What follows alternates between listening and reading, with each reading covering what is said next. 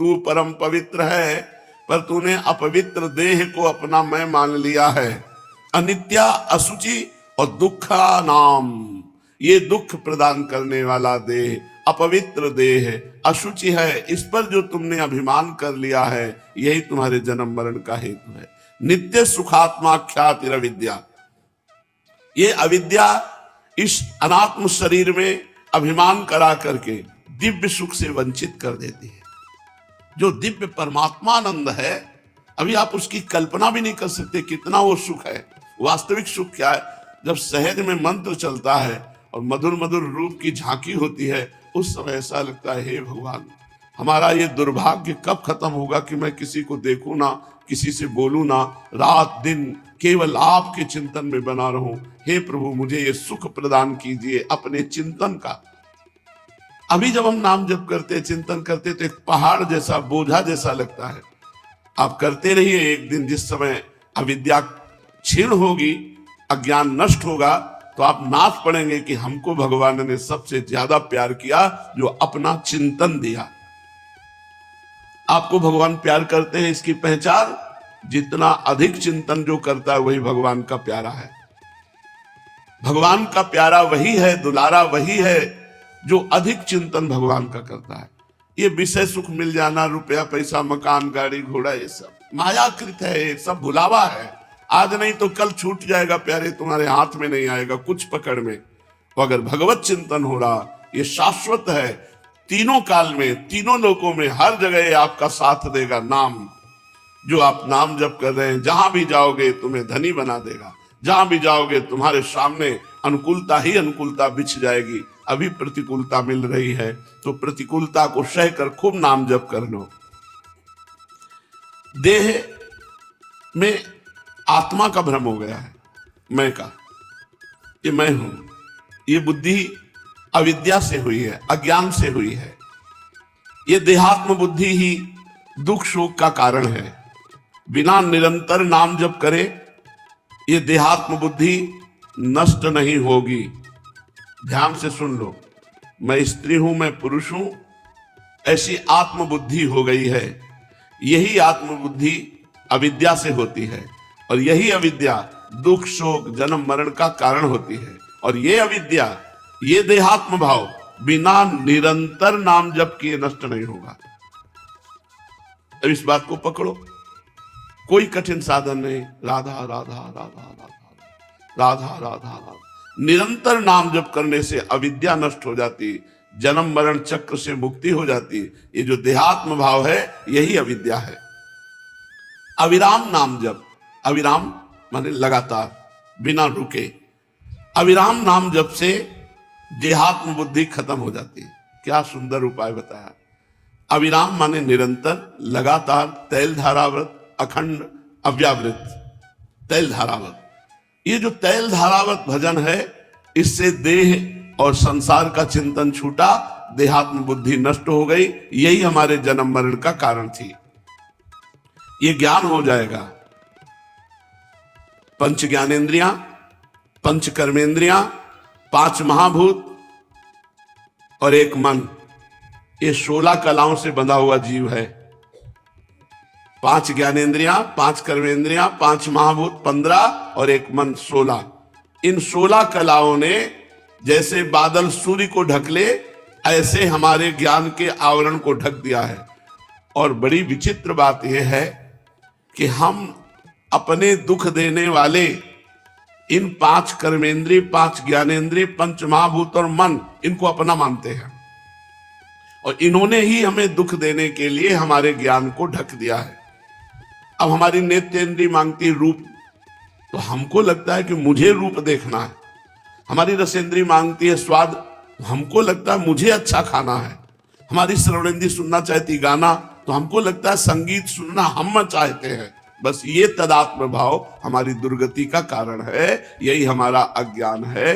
ये 16 कलाएं, 5 ज्ञानेंद्रियां, 5 कर्मेंद्रियां, पंच महाभूत और एक मन, इन्होंने मेरे ज्ञान को ढक दिया है। और ये अज्ञान हमारे हृदय में आ गया कि पंचभूत रचित शरीर मैं हूं, जो इंद्रियों की मांग है वो मेरी है, जो मन की मांग है वो मेरी है। यही दुर्गति हो रही है।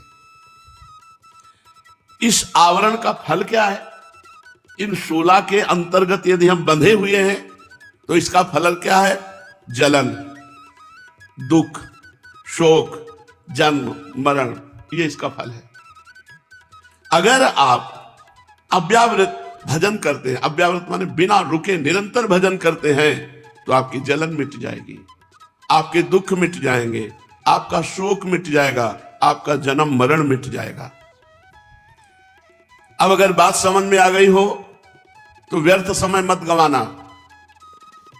जो गति ब्रह्मबोध संपन्न ज्ञानी की होती है, जो गति असंप्रज्ञात विचक्षणा समाधि योगी की होती है, वही गति निसंशय निरंतर नाम जपने वाले की होती है। वही गति निरंतर नाम जपने वाले की होती है। ये बात पकड़ लो, महापुरुषों की बातें हैं। जपता सर्व वेदांश्च सर्व मंत्राश्च पार्वती तस्मात् कोटि गुणम पुण्यम तत्र राम नामैव लभ्यते। प्राण प्रयाण समये नाम सकृति स्मरेत साभित्वा मंडलम भानो परम धामाभिगच्छति। भगवान देवाधिदेव महादेव परम वैष्णवाचार्य शिव कहते हैं, हे देवी, हे पार्वती, मैं तुम्हें एक गुह्य बात बताता हूं, गुप्त बात बताता हूं। समस्त वेद, पुराण और संहिता और समस्त ग्रंथों का करोड़ों बार पाठ किया। भगवान शिव है, करोड़ों बार उनका निरीक्षण किया। उसमें जो सार बात पकड़ में आई वो नाम आई। भगवान शिव कह रहे, मैं तुम्हें एक गुप्त बात बताता हूं। वेद, पुराण, शास्त्र जितने दुनिया में हैं सभी इन्हीं के बनाए तो हैं। करोड़ों बार उसका निरीक्षण करके निकाला गया कि सबका सार है नाम। जो करोड़ों बार वेद मंत्रों, शास्त्रों, पुराणों, संहिताओं का अध्ययन करने से पुण्य होता है, वो एक नाम से प्राप्त हो जाता है। नाम चाहे जैसा भी पापी हो, प्राण छूटते समय किसी भी प्रकार से यदि वो एक बार भगवान नाम उच्चारण कर लेता है तो वह उत्तरायण में सूर्य मंडल को भेद कर जो योगी लोग परम धाम को जाते हैं, वो उसी परम धाम को नाम जापक जाएगा यदि अंत समय भगवान का नाम आ जाए। अंत समय नाम आना बहुत कठिन होता है, क्योंकि जन्मत मरत दुसाह दुख हुई। जब प्राण प्रयाण का समय होता है तो कफ, पित्त, वात ये तीनों अपनी मर्यादा से ऊपर उठ जाते हैं और बड़ा ही दुख होता है। नस नाड़ियों में कफ व्याप्त हो जाता है, सांस लेने में परेशानी आती, पित्त बहुत ज्वलनशील बढ़ जाता है, वायु बढ़ जाती है, सन्निपात स्थिति आ जाती है। उस समय भयानक पीड़ा में कौन भगवान का स्मरण करे? तो जीवन भर यदि स्मरण किया है तो उस समय भगवान की कृपा से भगवान का नाम नहीं छोड़ता। जीवन भर हमने नाम पकड़ने की कोशिश की, अंतिम समय भगवान का नाम पकड़ लेता है। अंतिम समय जिसके मुख से भगवान नाम निकल गया तो सूर्य मंडल का भेदन करके दुंदुभी बजाते हुए जो योगी उत्तरायण की गति को प्राप्त होता है, वही नाम जापक को प्राप्त होता है। तुम्हें संदेह नहीं होना चाहिए कि बड़े कठिन साधनों के द्वारा, योग आदि के द्वारा जो प्राप्त किया जा सकता है, वो बिना किसी संशय के सरल ढंग से नाम जप करते हुए प्राप्त किया जा सकता है। तुम अभ्यास करो, एक क्षण, एक मुहूर्त भी नाम न छूटने पावे। इच्छा, अनिच्छा, लय, विक्षेप ये भजन में बाधा पहुंचाती है। किसी भोग की इच्छा नहीं, अनिच्छा ये मुझे नहीं, ये चाहिए। इच्छा और अनिच्छा और लय, भजन में बैठे सो गए। भजन की जहां बात है मन नहीं लगता। भजन के लिए तो प्रमाद स्थिति ये और विक्षेप, बार बार किसी कामना का, विषय भोग का, नाना प्रकार के व्यवहार का चिंतन करना भजन में, ये विक्षेप है। इच्छा, अनिच्छा, लय, विक्षेप ये भजन नहीं होने देते। इसलिए इस अवस्था में जब तुम्हारे अंदर बहुत इच्छा प्रकट हो रही हो या संकल्प विकल्प चल रहा हो, चुनना हो किसी भोगों को, उस समय जोर से नाम चलाओ, उसको चुनने मत दो, संकल्प मत बनने दो। वो आपको चुप करेगा, अपनी बात रखेगा। आपको चुप नहीं होना, और अपनी बात उसके सामने रखनी, राधा राधा राधा, तो इच्छा और अनिच्छा से ऊपर उठ जाएंगे, लय और विक्षेप पर विजय प्राप्त कर लेंगे। हमें हारना नहीं है। हम लोग क्या करते हैं, हार जाते हैं। जब ये अपनी मनमानी चलाना चाहता है तो हम उसी का मनन करने लगते हैं और नाम छूट जाता है। जहां नाम छूटा तो अपनी तरफ घसीट ले गया। अगर नाम चल रहा है तो इसकी ताकत नहीं कि हमको अपनी तरफ घसीट पावे। तुम्हें जिह्वा पर ध्यान देना है। जिह्वा के अग्रभाग को हिलाते हुए निरंतर नाम का अभ्यास करो। ढेर सारा नाम रूपी धन इकट्ठा कर लो, अंतिम दिन काम आएगा। बाबा कह रहे हैं अंतिम समय काम आए। आज की मेहनत अंतिम में रंग लाएगी। जब तुम्हारे जाने का समय होगा तब निकलेगा राधा और लाडली जो आपके नेत्रों के सामने होंगी और आपका जन्म जन्म का भटकना बंद हो जाएगा।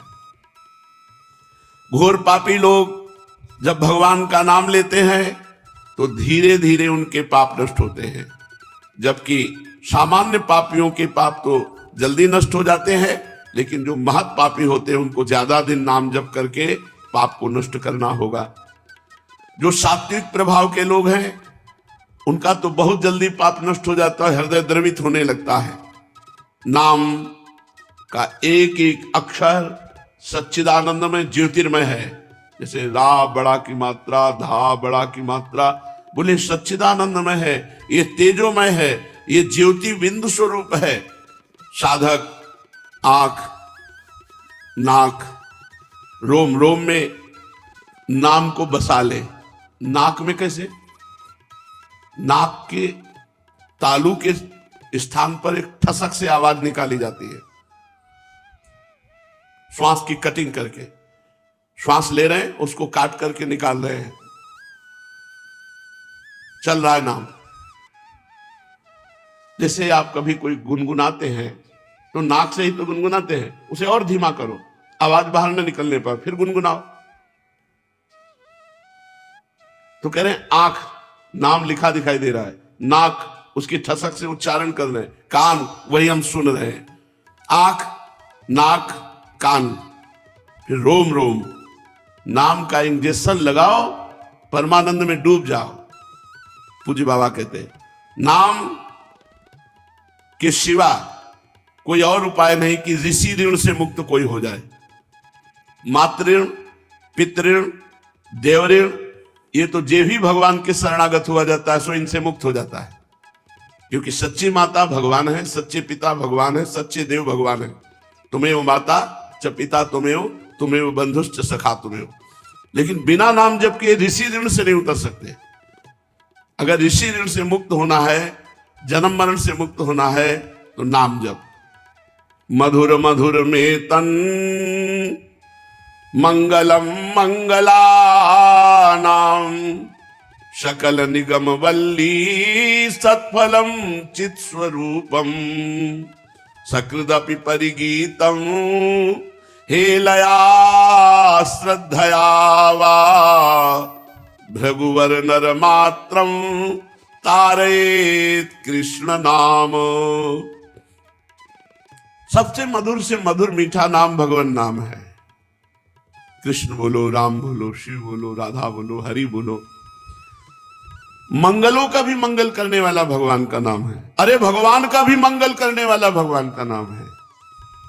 आप भागवत में पढ़ के देखिए, जब तृणावर्त भगवान को उठाकर आकाश में ले जाता है, भगवान उसका उद्धार करते हैं, तृणावर्त की छाती में भगवान मिलते हैं, तो ब्रजवासी जन उन्हें गोद में उठाते, मैया अपने हृदय से लगाती, फिर जाकर के भगवान नामों से भगवान की रक्षा करते हैं। ऋषिकेश तेरी अमुक जगह रक्षा करे, वासुदेव तेरे अमुक जगह रक्षा करे। भगवान के नामों से भगवान की रक्षा कर रहे हैं। पता चला कि भगवान का नाम इतना समर्थ है कि वो भगवान की भी रक्षा कर ले। तो कह रहे हैं मधुर मधुर ते तन मंगलम मंगलानाम, मधुर मधुर में तन मंगलम मंगलानाम। ये मधुर से भी मधुर है भगवान नाम, मीठा से भी मीठा है, और मंगलों का भी मंगल करने वाला। मंगल भवन भगवान का भी मंगल करने वाला। फिर हम जीव का मंगल होने में कौन सी संशय वृत्ति है? समस्त वेद रूपी लता का ये मधुर रस फल है भगवान नाम। नाम जब कर रहे हो तो वेद का फल का स्वाद ले रहे हो, और नाम चिन्मय स्वरूप है। ऐसा ये भगवान नाम है, ऐसा कृष्ण नाम है, हरि नाम है, राधा नाम है।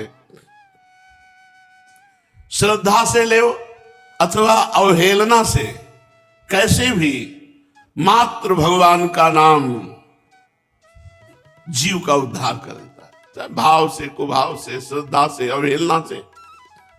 अरे तुम क्यों चुप हो, नाम ले लो। ये मधुर रस है, बड़ा मादक है, बड़ा नशा है नाम में। नाम के माधुर्य का चस्का लग गया तो समझ लो सब कुछ प्राप्त कर लिया। नाम ही ईश्वर है, नाम ही मधुराति मधुर है, नाम ही बहुत विशद महिमा वाला है। अर्थात जीव की तो बात जाने दो, ऋषि मुनियों की बात जाने दो, कहां लगी नाम बड़ाई, राम न सकहि नाम गुण गाई।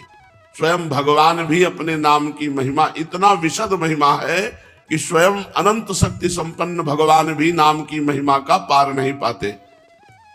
देखो, कोई भी मिष्टान, मिठाई जब जिह्वा पर रखते हैं तो रसेंद्री तुरंत माधुर्य का बोध कराती है, कितना मीठा है, सरस है। लेकिन कुछ क्षणों के बाद अरुचि हो जाती है। कोई भी पदार्थ कितना भी मीठा हो, आप खाओ, थोड़ी देर में अरुचि हो जाएगी, बस पदार्थ का सेवन रुक जाएगा, स्वाद माधुर्य खत्म हो जाएगा। पदार्थ अधिक सेवन नहीं कर सकते, 10 मिनट पाओगे, 20 मिनट पाओगे, इसके बाद रुक जाओगे। लेकिन नाम का तुरंत माधुर्य अनुभव में नहीं आता, मिठाई का तो तुरंत आ गया। ये प्रश्न भी हुआ था, नाम का तुरंत नहीं आता, बड़ा विलक्षण मीठा है।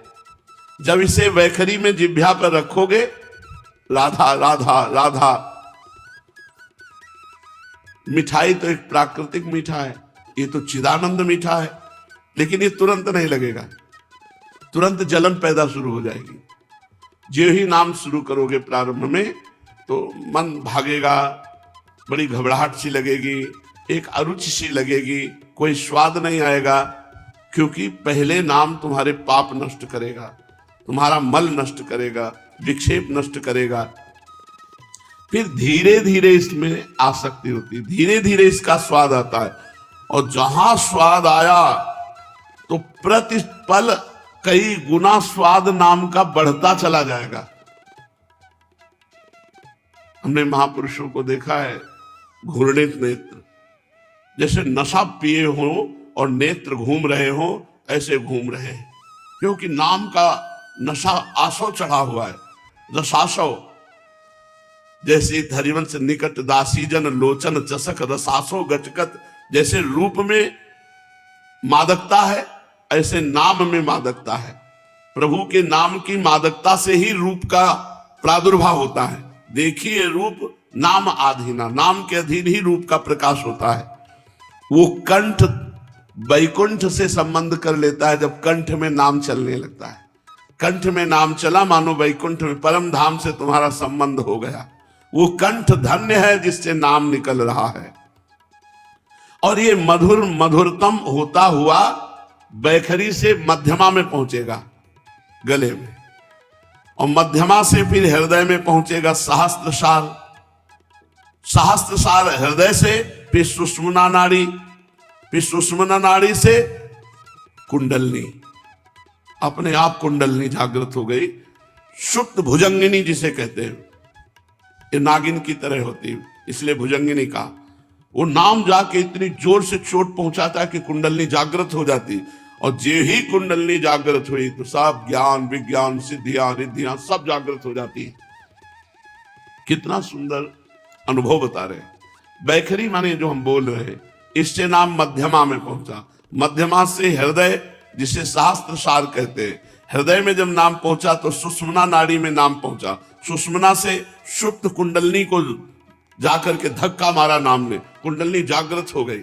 जो बड़े बड़े योगी जन बड़ी कठिनाई से जागृत करते हैं नाम जापक की, वो सहज में कुंडलनी जागृत हो जाती है। अब तो श्वास प्रतिश्वास, रोमांच, स्पंदन, कंपायमान शरीर, अश्रु पुलक, ये सब दिव्य भाव जागृत हो जाते हैं। देहाभिमान कब का विगलित हो जाता है। उसी सहस्त्रसार, बहुत सुंदर बात है, जो हृदय है, सहस्त्र सार में अनेक हजारों करोड़ों जन्मों की स्मृतियां दबी हैं।